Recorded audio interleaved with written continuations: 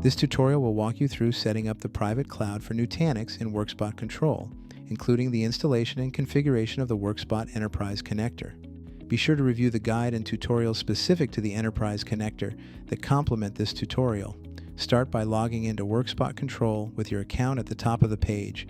Click Setup and then select Add Private Cloud.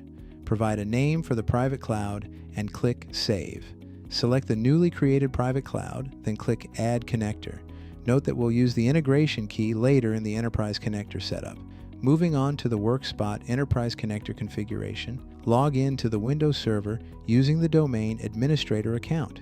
Ensure you add the service account for the Enterprise Connector to the local administrators group on this server. Refer to the Enterprise Connector tutorial and Workspot Community Knowledge Base article for details.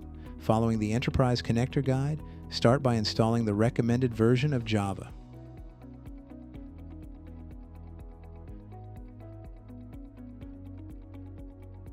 Proceed to install the Enterprise Connector software.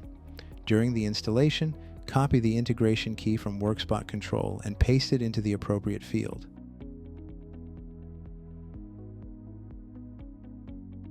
Fill in the domain, service account username, and password, then click Next. After the installation completes, click Finish. After a short wait, refreshing Workspot Control should show the connector status changing from Not Installed to Connected. Next, click on Configs and then Add Configuration. Create the first configuration for Nutanix AHV by providing a name and selecting Nutanix AHV. Fill in the private IP address for Nutanix Prism and administrative username and password for Nutanix Prism. Then, click Save. Click Add Configuration once more. This time, configure for Active Directory. Provide a name, choose Active Directory, and use the default selections.